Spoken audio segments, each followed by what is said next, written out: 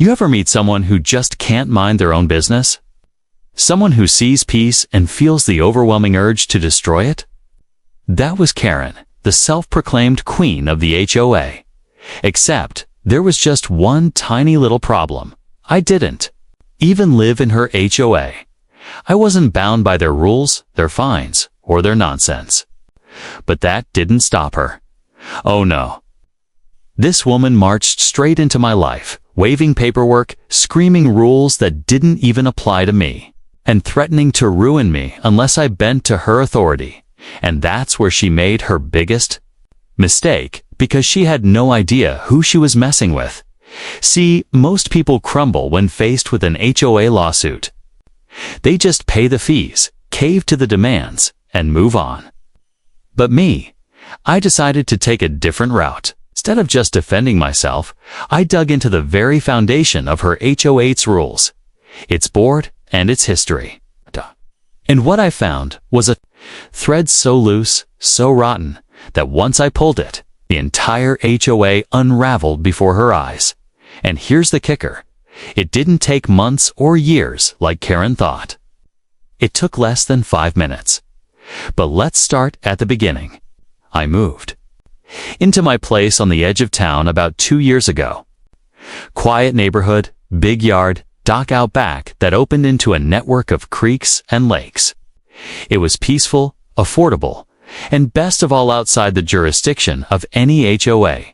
I did my homework before buying. I wanted freedom. No one telling me what color to paint my shutters, what kind of mailbox to own, or whether my truck could sit in my own driveway. So, imagine my shock when a woman in a pressed polo shirt, clipboard in hand, came stomping up my walkway one sunny Saturday. "You can't park that there?" she snapped, pointing at my old Ford pickup. I looked around, confused. You mean in my own driveway?" "Yes, it's a violation. Section 12, Article 4, no commercial vehicles allowed." Now, I wasn't rude. Not yet.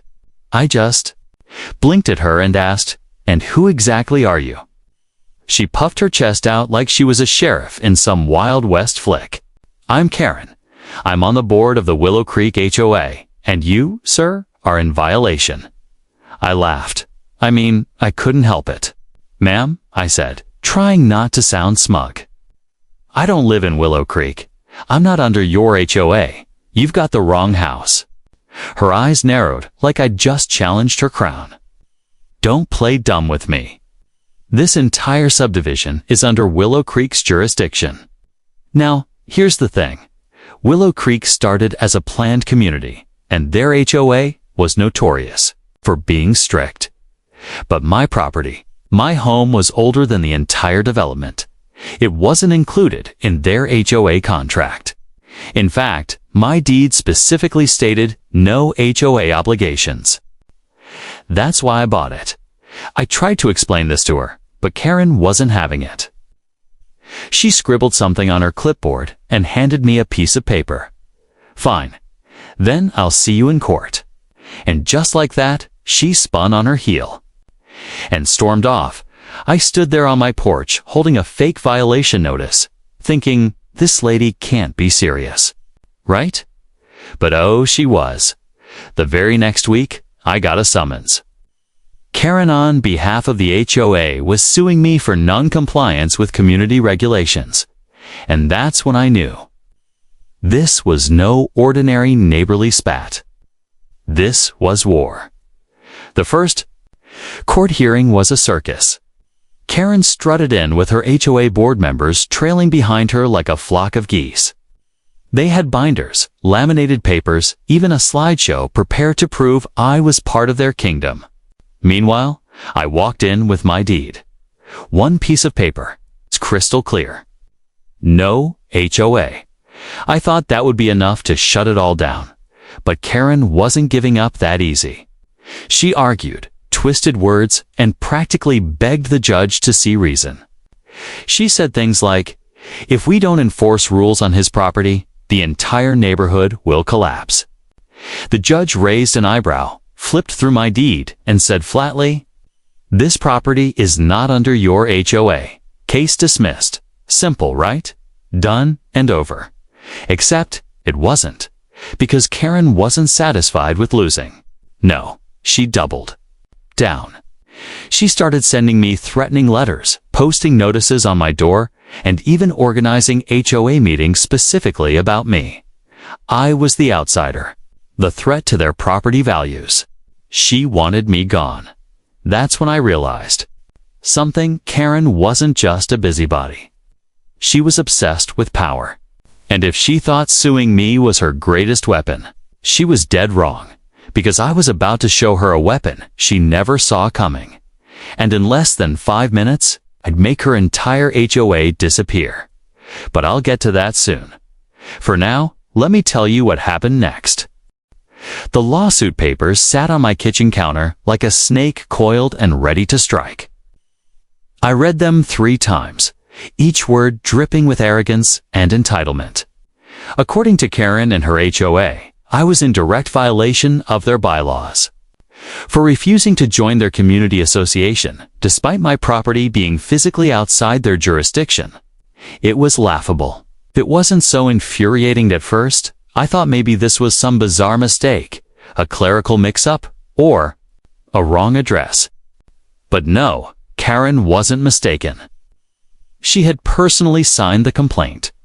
Her argument: since my dock and backyard touched the view of their lake, I was influencing the aesthetic harmony of their neighborhood. In plain terms, they thought, looking at my property gave them the right to control it. Now, I could have gone the simple route, hire an attorney, file a counterclaim, and watch their ridiculous case get tossed out of court. But the more I thought about it, the more I realized something. This wasn't just about me. Karen and her little HOA cult had been bullying neighbors for years. They fined one guy because his grass grew a little taller than they liked a day. Told another woman to remove her rose garden because it clashed with the neighborhood color palette. They were on a power trip. And me.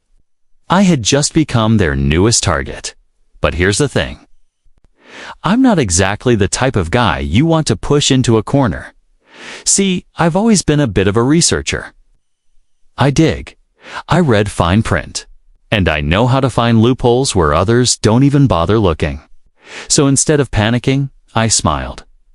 Because if Karen wanted a legal fight, and she was about to get one on my terms, I spent the next week combing through county property records, land deeds, and zoning maps.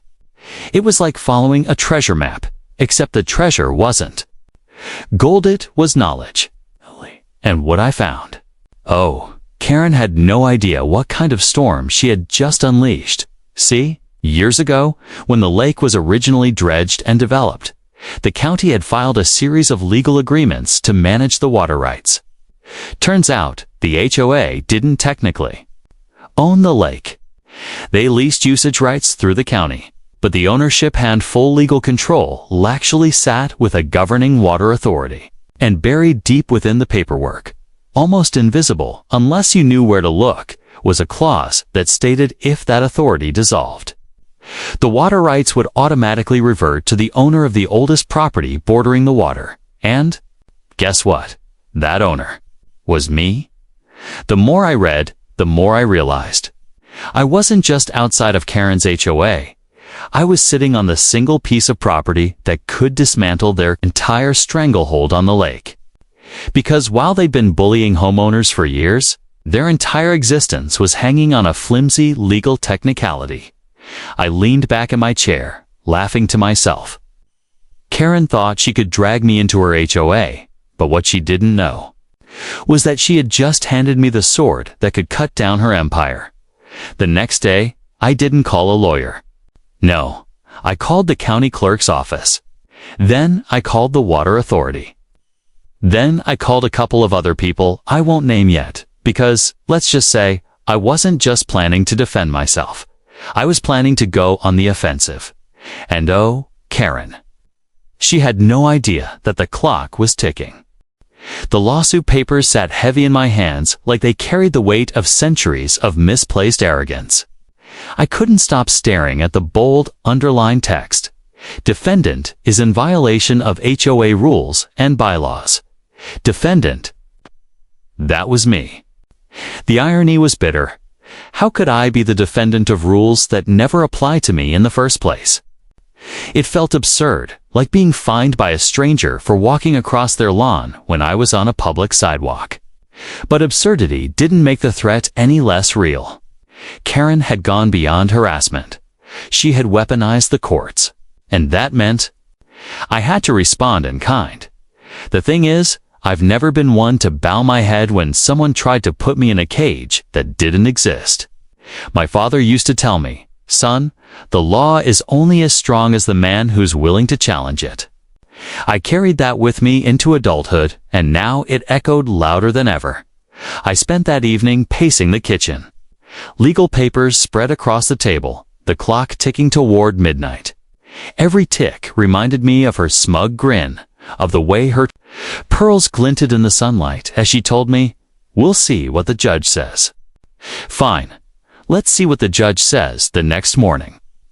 I walked into a lawyer's office downtown. It's a kind of place where the floors gleamed and the reception smelled faintly of expensive leather and coffee.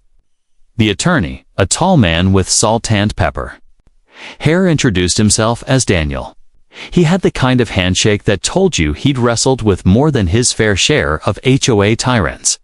I explained my situation, laid out every detail, the survey that proved I wasn't in the HOA, the harassment, the trespassing, and now the lawsuit. He leaned back in his chair, rubbed his chin, and finally smirked. "Well," he said, "she's either incredibly stupid or incredibly arrogant. Or maybe both." I chuckled. I'd put my money on both. "Here's the thing," Daniel continued. "We can fight this in court and crush her claim easily. But that might take time. And honestly, I think we could do something much bigger here." I raised an eyebrow. "Bigger? What do you mean?" He leaned forward, lowering his voice like we were plotting a heist. Homeowners associations live and die by their charters and incorporation. If hers overstepped its jurisdiction, if it tried to apply authority where it legally has none, then that's grounds for dissolution. Permanent dissolution. The words hit me like a shot of adrenaline. Dissolution, as in wiping the HOA off the map entirely. I blinked. "Wait, you're saying I could not only beat the lawsuit, I could end the HOA altogether?" Daniel nodded slowly, almost with a mischievous glint in his eye. "Yes, if we build the right case. If we show that this HOA isn't just harassing you, but abusing its power, then the court has every right to dissolve it." Karen doesn't just lose her lawsuit, she loses everything. The thought sent shivers down my spine, not of fear, but of possibility. Every neighbor who had ever complained about Karen's tyranny, every eye roll I'd seen when she strutted down the street barking orders, every family forced to repaint their house or cut down their favorite tree, all of it could finally end in all, because she was foolish enough to drag me into court. We got to work immediately. Daniel requested records from the HOA, demanded their bylaws, charters, financial statements, everything. The more we dug, the more dirt we found. There were shady expenditures listed under miscellaneous fees, money mysteriously unaccounted for, fines levied against homeowners for infractions that weren't in the bylaws, and worst of all, attempts to extend their territory into areas they didn't own, including my property. It was like pulling on a loose thread only to watch the whole sweater unravel. But Karen, oh, she wasn't backing down. If anything, the lawsuit seemed to inflate her ego further. She strutted around the neighborhood like she'd already won. Like the courthouse doors would open and the judge would crown her queen of the cull-d-sack. She even made comments to neighbors about how she'd teach me a lesson, how she'd make an example out of me. People started whispering, glancing my way with pity like I was doomed. But what they didn't realize was this. The very weapon she thought would destroy me was about to backfire spectacularly. The first court hearing was set for early Monday morning. I remember waking up before dawn, putting on my best suit and staring in the mirror. I wasn't just fighting for myself anymore. I was fighting for every homeowner who had ever been crushed under Karen's iron fist. Walking into that courtroom felt surreal. Karen sat across from me at the plaintiff's table, pearls around. Her neck, lips painted red like she was going to a cocktail party instead of a legal proceeding. She smirked at me, leaned over to her attorney, and whispered something that made them both chuckle. But her smirk faltered when Daniel stood and presented our opening statement. He laid everything bare. The overreach, the harassment, the illegal extension of authority. And then, like a chess player revealing checkmate, 3 moves ahead, he dropped the word that silenced the room to solution. Karen's attorney stammered, taken aback. Karen herself went pale, her mouth opening and closing like a fish out of water. I sat there, calm, steady, watching the tide turn. For once, she wasn't the one dictating the rules. For once, she wasn't in control. And deep down, I knew this was only the beginning. I thought I'd heard every ridiculous thing the HOA could come up with, but the next move they pulled. It left me speechless. After Karen filed her lawsuit, her HOA cronies doubled down. They started mailing me warning notices and fines, claiming that since I used the same public road to access my property as their residents did, I was benefiting from HOA-maintained infrastructure. The problem with that, the road wasn't theirs. It was county-owned, paved with tax dollars, mine included. But Karen spun it as if their HOA allowed me to exist near them, so naturally, I had to pay up. I ignored every letter. Then came the escalation. One Saturday morning, I heard shouting outside. Karen and 2 HOA board members stood on my dock, clipboards in hand. They claimed it was inspection day. My dock, which I built with my permits on my land, was suddenly under HOA jurisdiction, according to them. That was the final straw. I called the sheriff. When the deputy arrived, Karen immediately started yapping about how I was violating HOA bylaws. The deputy asked her one simple question. "Ma'am, does his property fall within your HOA?" Boundaries? Karen faltered, then claimed it was adjacent, therefore included. The deputy gave her a look that could cut glass and said flatly, "That's not how the law works." Karen, fuming, pointed at me and shouted, "You'll regret this." And she meant it, because within a week I received official court papers. Karen, on behalf of the HOA, had filed a lawsuit against me. The charge, non-compliance with HOA governance? I couldn't believe it. How do you sue someone who doesn't belong to your HOA? But here's where it got wild. Instead of just trying to defend myself, I decided to dig deeper. I pulled the HOA's incorporation papers, their charter, their tax filings, everything I could get my hands on. And guess what I found? Their entire HOA was a mess. Improperly filed paperwork, expired registration with the state, illegal amendments to their own bylaws. They weren't even legally recognized as an HOA anymore. That was the moment the plan clicked in my mind. If Karen wanted to drag me to court, I'd drag her HOA straight into the grave. When the 5th day of trial began, Karen looked like she hadn't slept in weeks. Her makeup, once pristine and sharp, was smudged. Her hair, normally tied into a tight bun, was fraying at the edges. She carried a binder so thick it looked like she'd spent every night combing through old HOA bylaws, desperate to find anything that would turn the tide. But desperation has a smell and the court could sense it. I sat at my table, calm as ever, my lawyer flipping through the stack of certified documents we had collected. The air was thick with anticipation. This wasn't just about me anymore, it was about Karen's entire HOA and the fraudulent empire she had built by intimidation. Karen stood and gave what she must have thought was her closing masterpiece.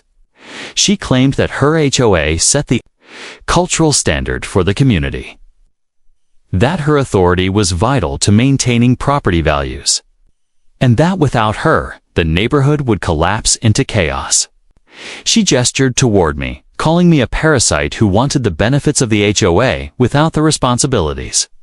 The judge listened, stone-faced, and then turned toward my lawyer. That's when the fireworks began. My lawyer laid out, piece by piece, how Karen had overstepped her legal authority. He revealed that her HOA had expanded past its legal boundaries, attempting to enforce rules on properties not under its jurisdiction. He showed signed testimony from residents who admitted they had been pressured into voluntarily joining the HOA under false pretenses. And then came the hammer blow. We revealed the dissolution clause buried deep in their original HOA charter. It stated, very clearly, that if 51% of property owners filed a collective petition citing mismanagement and abuse of power, the HOA could be legally dissolved by order of the court. What Karen didn't know was that while she had been preparing her lawsuit against me, I had been quietly knocking on doors.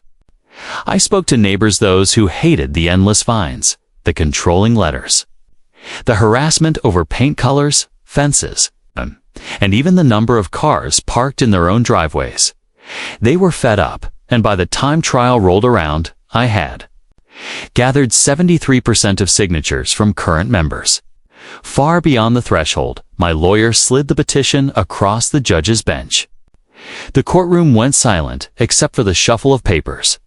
The judge looked at Karen. "Did you know about this clause?" Karen stammered, shaking her head. Her face was pale. That's outdated. That clause isn't. It's legally binding," the judge interrupted flatly. With that, he declared, "The HOA is hereby dissolved." The room erupted.